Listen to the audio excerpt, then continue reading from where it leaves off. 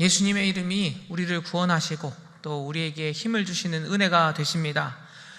그리스도인에게 있어서 다른 것이 중요한 것이 아닙니다. 그리스도인에게 있어서는 다른 것이 필요한 것이 아닙니다. 오직 우리가 예수 이름이 있을 때, 예수님만 의지하며 나아갈 때 우리는 이 땅에서 승리하고 또 주님께서 우리를 구원하실 줄로 믿습니다. 그 예수 이름으로 사시는 저와 여러분들 되시기를 축원합니다.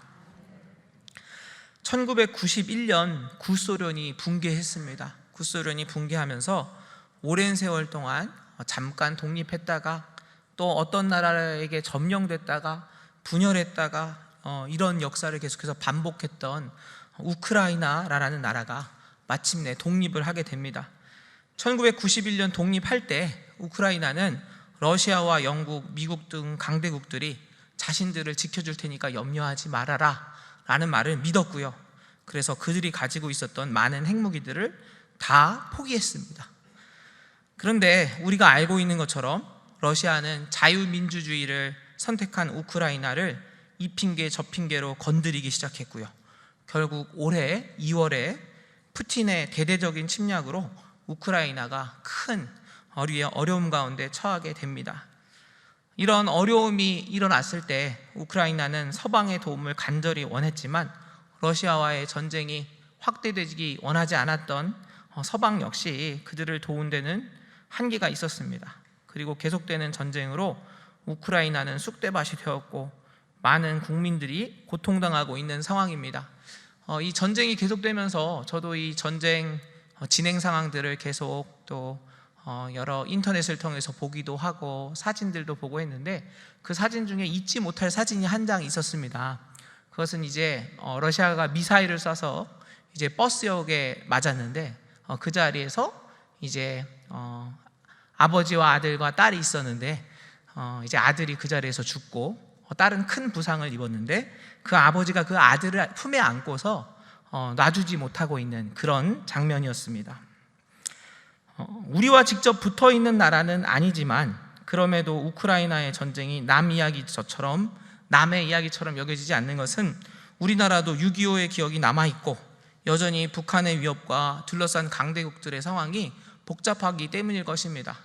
이렇게 다른 쪽에서 전쟁을 하고 있으면 좀 조용할 만도 한데 더욱 핵을 개발하고 미사일 개발하고 도발에 열을 올리고 있는 북한을 보면서 여전히 우리가 분단 국가구나, 그리고 전쟁이 끝난 것이 아니라 잠시 멈춰 있는 것이구나 라는 것을 기억하게 됩니다.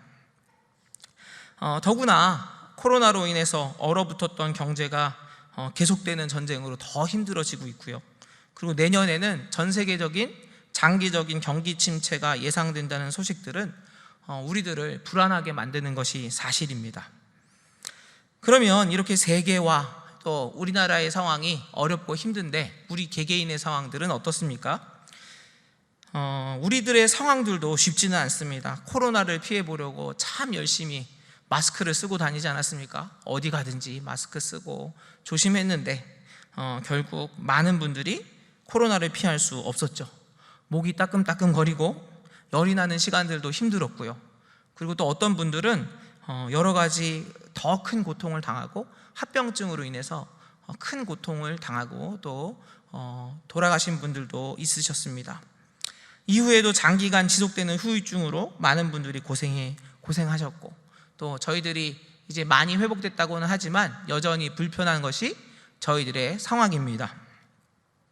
하나님의 전에 나와서 예배드리는 것도 힘들어졌고 그리고 사람들과 교제하는 것도 어색해졌습니다. 무엇보다 사회가 많이 경직된 것 같습니다. 이전에는 사람들이 모여서 이야기도 하고 또 모이는 것이 자유로웠는데 모이는 것이 힘들어졌을 뿐 아니라 서로 불신하게 되는 것이죠. 혹시 저 사람 때문에 내가 코로나에 걸리게 되는 것은 아닐까? 그리고 어디서 코로나가 퍼지게 되었다고 그러면 저 집단 때문에 코로나가 퍼진 거 아니야 그러고 그 이유를 그쪽에 돌리고 이러면서 사회가 분열하고 또 더욱더 어두워지게 되는 것을 보게 됩니다.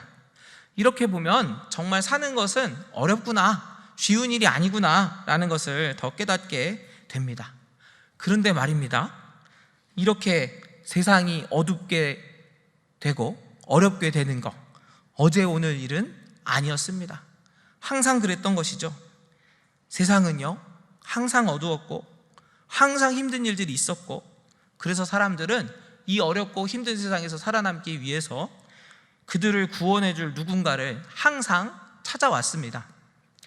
본문의 배경이 되는 이스라엘의 상황은 오늘의 어려움들, 우리가 겪는 어려움들보다 사실은 더 큰 어렵고 비극적인 상황 가운데서 쓰여졌습니다. 북이스라엘은 이미 아수르에게 멸망을 당했습니다. 그리고 유다는 신흥강국이었던 바벨론의 침략으로 위태위태한 상황이었습니다. 이러한 어려운 가운데 유다는 왕이나 귀족이나 백성이나 모두 두려움과 불안 가운데 사로잡혀 있었습니다.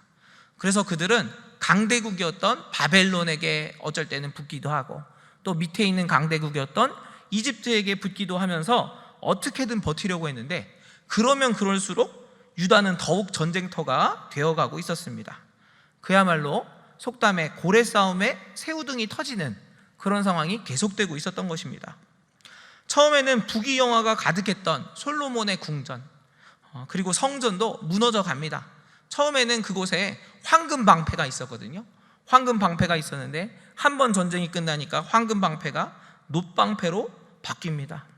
또 다른 나라의 환심을 사기 위해서 이제는 더 줄 게 없어서 성전에 있는 금은 기물들까지 모두 내어줍니다. 이렇게 여러 가지로 애써 보지만 그들이 얻게 된 결론은 한 가지였습니다. 무엇입니까? 세상이 그들을 구할 수 있습니까? 없습니까? 구할 수 없다는 것입니다. 그러면 누가 이스라엘을 구해줄 수 있겠습니까? 그리고 누가 고통 가운데 있는 저와 여러분을 구해주실 수 있습니까? 오직 하나님이신 줄로 믿습니다. 오늘 말씀은 삶의 여러 도전 가운데 절망하고 있었던 유대 백성들에게 주신 하나님의 말씀이고, 또한 저와 여러분에게 오늘 주시는 하나님의 말씀입니다. 이 말씀을 통해서 저와 여러분이 저희들을 구원하시는 하나님의 은혜를 깨닫게 되기를 축원합니다. 먼저 하나님께서는 1절에서 벨은 엎드러지고 느보는 구부러졌다고 선포하십니다. 벨과 느보가 무엇입니까? 벨은 바벨론의 신 중에서도 제일 으뜸인 신이었습니다. 바벨론의 신 중에 마르둑이라는 신이 있는데, 이 마르둑을 벨이라고 불렀던 것인데요, 이 바벨론 신화에서 이 마르둑은 모든 세상의 신들을 다 이긴 신 중의 신이었습니다. 그리고 느보는 벨의 아들 신이 느보입니다. 그런데 당시 제국의 황제들은 어떻게 얘기를 했냐면요, 제국의 황제들은 자기가 황제가 되면 나는 그들이 섬기던 신들 중에 제일 그 신의 아들이다 그랬습니다. 예를 들면 애굽왕 바로는 나는 태양신의 아들이다 이렇게 이야기를 했던 것이죠.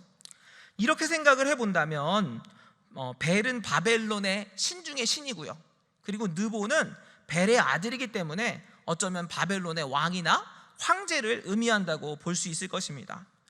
이렇게 당시 세계를 주름잡던 바벨론의 신 벨과 느보는요, 당연히 세계에서 가장 유행하는 그런 제일 잘 나가는 신들이었을 것입니다. 그리고 시대의 흐름에 빠른 사람들은 어떻게 했을까요? 섬기는 신들을 갈아탔을 것입니다. 이전에는 바알을 섬겼던 사람들이 그 다음엔 누굴 섬깁니까? 태양신을 섬깁니다. 그리고 태양신을 섬겼던 사람들이 이제는 벨과 느보를 섬기는 것입니다. 이 벨과 느보를 섬기는 구체적인 예가 성경에도 나와 있습니다. 다니엘서 말씀을 보면 바벨론의 왕 느부갓네살이 나옵니다. 이 느부갓네살이 무엇을 합니까? 황금 신상을 세웁니다. 황금 신상을 세우고 어떻게 하죠? 이 신상에 절을 하지 않으면 풀무불에 다 던져버리겠다라고 했던 사건이 있죠. 그런데 그 사건에 나와 있던 그 황금 신상이 말하자면 벨과 느보를 보여준다고 할 수 있겠습니까?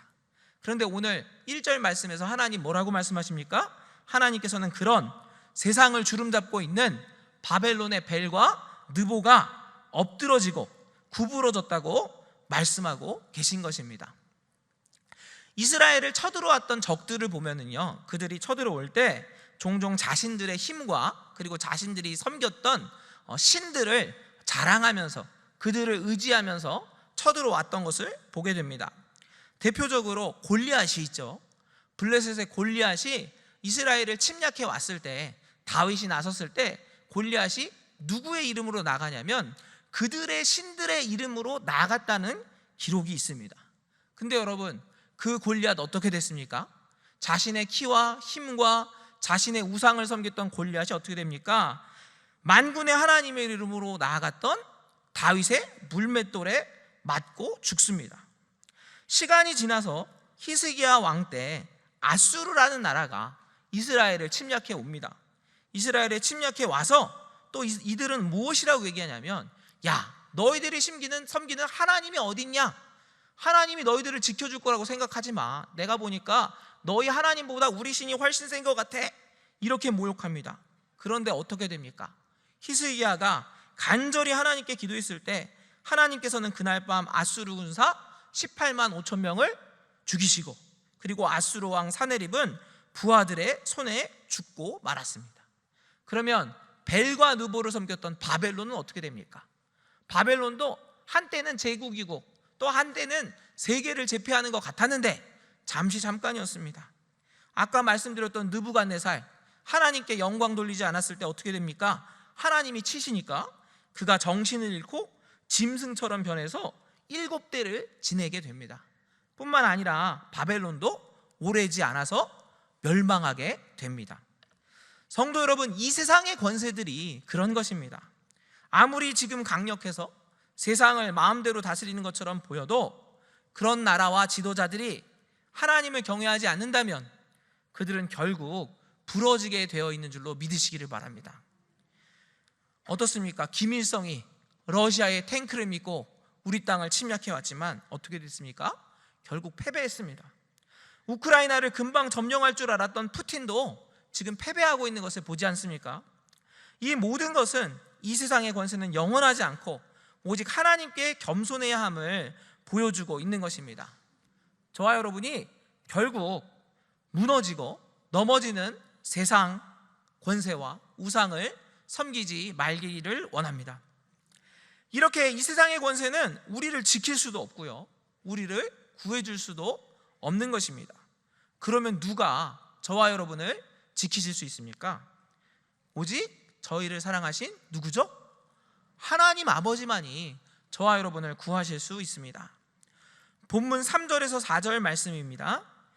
야곱의 집이여, 이스라엘 집에 남은 모든 자여, 내게 들을지어다. 배에서 태어남으로부터 내게 안겼고 태에서 남으로부터 내게 업힌 너희여, 너희가 노년에 이르기까지 내가 그리하겠고 백발이 되기까지 내가 너희를 품을 것이라. 내가 지었은즉 내가 업을 것이요 내가 품고 구하여 내리라. 하나님께서 유다를 향해서 무엇이라고 부르십니까? 야곱의 집이라고 부르십니다. 그리고 이스라엘 집에 남은 모든 자라고 부르고 계십니다. 성도 여러분, 야곱이 누구입니까? 성도 여러분, 혹시 야곱을 좋아하십니까? 좋아하시는 분도 계시네요. 근데 야곱이요, 사실은 좋아하기가 그렇게 쉬운 사람은 아닙니다. 야곱이 누구죠? 야곱은요, 어떻게 보면 우리 모두를 대변하는 사람이 야곱입니다. 너무너무 연약하고 완악했던 사람이 바로 야곱이었습니다. 이 세상을 살아가는데 이 세상의 모든 어려움들을 자기 힘으로 이겨보려고 발버둥 쳤던 사람, 그리고 수단 방법을 가리지 않고 뭐든지 쟁취해보려고 했던 사람, 그런데 그게 안 돼서 결국에는 밤에 하나님을 만나고 하나님한테 깨지고 그 가운데 기도로 나아갔던 사람이 바로 야곱입니다. 그런데 성도 여러분, 이 야곱을, 이렇게 연약하고 고집세고 자기 뜻대로 하려고 하는 이 야곱을 누가 사랑하십니까? 하나님이 사랑하십니다. 하나님이 사랑하셔서 이스라엘이라고 불러주십니다. 이스라엘이 무슨 뜻인지 아시죠? 하나님과 겨루어 이겼다. 저는 이 말씀을 이렇게 해석하기를 좋아합니다. 어떻게 하나님과 겨루어 이길 수 있겠습니까? 이것은, 저는 이스라엘이란 이름을 주신 것은 하나님께서 야곱을 하나님의 자녀 삼으셨다라고 해석하는 것이 제일 좋다고 생각합니다. 저에게 자녀들이 있는데요, 제가 자녀들을 이길 수 있을까요? 자녀들을 이길 부모는 없는 것입니다. 자녀가 강해서가 아니죠. 부모가 되면 그 자녀를 위해서 모든 것을 희생하게 되기 때문에 그렇기에 정말 자녀를 이길 수 없다라고 하는 건 아니겠습니까? 하나님께서는 그 야곱을 이스라엘로 삼으시고 하나님의 자녀 삼으시고 그리고 말씀하십니다. 내가 그 배에서 태어날 때 내가 그때부터 그를 안았다. 내가 그때부터 그를 업었다라고 말씀하십니다. 성도 여러분, 아기가 태어났을 때 누가 그 아기를 안아줍니까? 누가 그 아기를 업어줍니까? 누가 그 아기를 먹입니까? 말할 것도 없이 부모가 그 아기를 먹이는 거 아니겠습니까? 하나님께서는 연약한 야곱을 향해서 강대국에 끌려가고 힘이 없고 그 가운데서 발버둥 치는 야곱을 향해서 무엇이라고 말씀하십니까? 그들을 향해서 너는 내 이스라엘이다. 내가 너를 처음부터 사랑했다. 내가 너를 처음부터 업고 있었다. 그리고 내가 너를 끝까지 업을 것이다. 내가 너의 아버지이다 말씀하시는 것입니다. 성도 여러분, 그 하나님께서 저와 여러분의 하나님 아버지가 되심을 믿으시기를 바랍니다. 하나님께서 아버지가 되시면 우리가 믿게 된다면요, 우리 가운데 어려움과 고통이 온다 할지라도 그 어려움과 고통을 하나님께서 끝까지 함께 하시고 우리를 구해내실 줄로 믿습니다. 한 아기가 태어나다가 탯줄이 목에 감긴 채로 태어나고 말았습니다. 산소가 공급되지 못한 상태에서 태어나서 이 아이가 뇌성마비와 경련성 장애를 가지고 태어났습니다. 그 아기가 움직일 수도 없었고 말을 할 수도 없었습니다. 그래서 병원에서도 이 아이를 포기하라고 했습니다. 이 아이가 살아나도 식물인간처럼 될 거니까 포기하라고 했는데 이 아버지가 이 아이를 포기하지 않았습니다. 그리고 가능한 한 이 아이를 정상인처럼 키우려고 많은 노력을 기울입니다. 시간이 지나서 컴퓨터가 개발됐고요. 그리고 이 아들이 그 감정을 컴퓨터를 통해서 감정을 표현하게 되었을 때 아들이 제일 처음 표현했던 이야기가 뭐냐면 이거였습니다. 말도 못하고 그리고 누워만 있는 이 아들이 제일 먼저 감정을 표현했던 거, 제일 먼저 했던 것이 이겁니다. 뭐라고 말하면 나 달리고 싶어요. 나 달리고 싶어요 라고 이렇게 컴퓨터에다 썼습니다. 그리고 아버지와 아들의 마라톤이 시작됩니다. 이 아들이 자기가 달리고 싶다고 표현했을 때 이 아들의 나이가 27살이었습니다. 그리고 아버지는 이미 50이 가까운 나이였습니다. 그런데 이 아버지가요 50의 나이에 27살 된 아들의 휠체어를 태우고요, 아들이 휠체어에 태우고 그 휠체어를 밀면서 마라톤을 시작했습니다. 처음에는 하프 마라톤도 실패했습니다. 그 휠체어를 밀면서 마라톤을 하니까 이게 너무 어려운 일이잖아요. 그래서 하프 마라톤도 실패했는데 실패한 날 이 아들이 이렇게 얘기하는 겁니다. 아빠, 내가 아빠랑 같이 달릴 때 나의 장애가 사라진 것처럼 느껴졌어요. 내가 달릴 때 정말 내가 일반인처럼 느껴졌어요. 이렇게 얘기를 하는 겁니다. 그 아들의 말을 들은 후 아버지가 포기하지 않습니다. 계속해서 아들과 달리기 시작합니다. 처음에는 아들과 달리기만 했는데 그 다음에는 수영을 하고요, 그 다음에는 자전거를 타면서 아버지가 아들의 다리가 되어주었습니다. 결국에 아버지와 아들은 우리가 알고 있는 42.195km를 달리는 마라톤을 72회, 그리고 철인 3종 경기를 257회, 그리고 6,000km 대륙 횡단까지 이 아버지와 아들이 휠체어를 탄 상태에서, 때로는 아버지가 휠체어를 탄 아들을 밀어주기도 하고, 때로는 그 아들을 안기도 하고, 그 아들을 업기도 하고, 그 아들을 보트에 태워서 수영도 하고, 이렇게 해서 이 모든 것들을 다 해내게 됩니다. 이것이 끝나고 나서 이제 언론에서 이 아버지에게 물어봅니다. 당신은 정말 영웅적인 사람이군요. 당신은 영웅입니다. 이렇게 얘기했더니 이 아버지가 이렇게 얘기를 했대요. 저는 영웅이 아닙니다. 저는 아버지입니다. 이렇게 이야기를 했다고 합니다. 성도 여러분, 이 세상의 아버지도 이런 아버지가 있는데 하물며 우리 하늘의 아버지는 어떠시겠습니까? 하나님 아버지께서 왜 저와 여러분을 도와주지 않으시겠습니까? 오늘 말씀을 통해서 하나님 아버지께서는 저희들이 태어날 때부터 저희를 안으시고 저희를 업으셨다고 말씀하십니다. 그리고 저희들이 노년이 될 때까지, 저희들의 머리가 백발이 될 때까지 더 나아가서 영원까지 저희들을 업고 품고 구하여 내시겠다고 강하게 말씀하고 계십니다. 성도 여러분, 저희들을 짓누르는 삶의 고통 가운데 결코 포기하지 마시기를 바랍니다. 저희를 지으시고 저희들을 사랑하시는 하나님 아버지께서 저희들을 끝까지 품으시고 안으시고 구해주실 것입니다. 저희들이 그 약속을 믿으며 나아갈 때 저희들이 이겨내지 못할 어려움은 없는 줄로 믿습니다. 그러면 아버지 하나님께서 구체적으로 무엇으로부터 저희들을 구원해 주실까요? 하나님께서는 저희들을 세상의 모든 고통으로부터 구해 주십니다. 사실 세상에서 있는 사람들 중에 아무리 지금 행복하고 건강하고 잘난 사람이라 할지라도 영원히 세상의 고통을 피할 수 있는 사람은 아무도 없습니다. 살다 보면 그 누구라 할지라도 결국에는 여러 고통을 당하게 되어 있죠. 그러나 저희들이 하나님을 아버지로 믿고 의지할 때 하나님께서는 저희들의 모든 고통을 이기게 해주시겠다고 약속하십니다. 요한복음 16장 33절 말씀입니다. 이것을 너희에게 이르는 것은 너희로 내 안에서 평안을 누리게 하려 함이라. 세상에서는 너희가 환난을 당하나 담대하라, 내가 세상을 이기었노라. 하나님께서는 약속하신 대로 저희들과 함께 하시고 저희들을 구하기 위해서 누구를 보내주십니까? 예수님을 이 땅에 보내주십니다. 그리고 예수님께서 십자가에서 저희들의 죄와 또 죄의 값인 사망의 권세를 이기셨습니다. 죽으셨지만 다시 사심으로 저희들의 모든 죄를 용서하시고 또 사망의 권세까지 이기셨어요. 그래서 주님께서는 이 세상의 모든 것들을 완전히 이기신 것입니다. 이것을 믿는 사람들은 비록 세상에서 환난을 당하더라도 담대할 수 있고 평안할 수 있습니다. 왜 그렇습니까? 예수님이 나와 함께 하실 때 세상을 우리가 이길 수 있기 때문인 줄로 믿습니다. 죄와 죽음까지도 이기게 될 줄로 믿습니다. 그래서 우리가 해야 될 것은요, 한 가지입니다. 뭡니까? 바로 저희들을 사랑하사 저희들에게 뻗으시는 주님의 팔을 꼭 붙잡는 겁니다. 그 팔에 안기는 것입니다.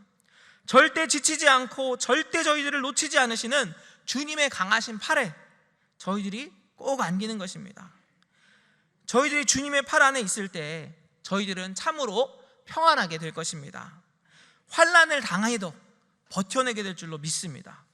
그리고 하루하루가 지날수록 주님의 사랑을 더욱 느끼며 주님의 나라를 향해서 더욱 가까이 가게 될 줄로 믿습니다. 이러한 축복이 저와 여러분 가운데 충만하시기를 원합니다. 마지막으로 기억해야 될 것이 있습니다. 그것은 저희들이 결코 하나님과 세상을 비교해서는 안 된다는 것입니다. 이사야 46장 5절을 통해서 하나님께서는 다음과 같이 말씀하십니다. 너희가 나를 누구에게 비기며 누구와 짝하며 누구와 비교하여 서로 같다 하겠느냐. 당시 유다는요, 겉으로는 여전히 하나님을 믿는 것 같았어요. 여전히 하나님께 예배드리는 것 같았습니다. 그러나 동시에 그들은 바벨론과 애굽을 섬기고 있었습니다. 동시에 세상과 동시에 돈을 섬기고 있었습니다. 하나님을 사랑한다고 여전히 말했지만 하나님보다 다른 무엇인가를 더 의지하고 있었고, 그것을 가리켜서 하나님은 그것이 너희들의 우상숭배라고 말씀하시는 겁니다. 저희들에게 있어서도 마찬가지죠. 저희들이 당장 벨과 느보 같은 우상에 절하지 않는다고 해서 저희들이 우상숭배하지 않는 것이 아닙니다. 만약에 우리가 지금 하나님보다 더 사랑하고 하나님보다 더 의지하는 것이 있다면 그것은 무엇이든지 벨과 느보가 될 수 있는 것입니다.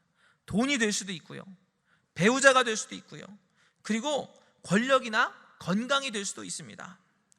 그리고 그렇게 우리가 하나님보다 다른 무엇인가를 더 사랑하고 더 의지하면요, 하나님께서는 우리를 사랑하시는데, 하나님이 우리를 사랑하시는데 어떻게 사랑하실까요? 뜨뜻미지근하게 사랑하시겠어요? 아니면 뜨겁게 사랑하시겠어요? 뜨겁게 사랑하십니다. 하나님께서는 우리를 뜨겁게 사랑하시기 때문에 하나님이 질투하시면 그 질투가 무섭다는 것을 저희들이 기억해야 될 것입니다. 저와 여러분이 우상숭배하는 죄악을 저지르지 마시기를 바랍니다. 그리고 하나님과 다른 것을 비교도 하지 마시기를 원합니다. 성도 여러분, 이 세상의 환난으로부터 저희들을 구하실 분은 오직 하나님밖에 없으심을 믿으시기를 바랍니다. 우리를 처음부터 지으시고 안으시고 업으신 하나님께서 저희들을 영원히 업어주기를 기뻐하십니다. 하나님 말씀하십니다. 내가 처음부터 너를 업었다. 내가 처음부터 너를 안았다. 그리고 네가 원하면 이 세상이 끝날까지, 아니 영원까지 너를 업고 너를 안을 것이다 말씀하십니다. 그 하나님께서 저희들에게 말씀하십니다. 내가 너희를 구원해 줄 것이다. 죄로부터 구해줄 것이다. 죽음으로부터 구해줄 것이다 말씀하십니다. 저와 여러분이 이 세상이 아니라 오직 하나님과 동행하게 되시기를 축원합니다. 하나님만을 의지하시기를 원합니다. 그렇게 할 때에 이 땅에 어떤 고통이 올지라도, 이 땅이 아무리 위험하고 힘들지라도 그 모든 것들이 저희들을 사르지 못할 것입니다. 저희들은 오직 살아계신 하나님 아버지 품에 안겨 하나님과 함께 이 땅을 이겨내시게 되시기를 축원합니다. 기도하겠습니다. 사랑의 하나님, 저희들의 아버지가 되어주심에 감사드립니다. 저희가 헛된 것을 의지하는 것이 아니라 저희를 구해주시고 업어주시고 안아주시는 하나님만 바라보게 하옵소서. 저희의 모든 고통과 어려움을 아시는 주님, 주님의 강한 손과 편팔로 저희들을 구원해 주옵소서. 모든 말씀 예수 그리스도의 이름으로 기도드립니다. 아멘.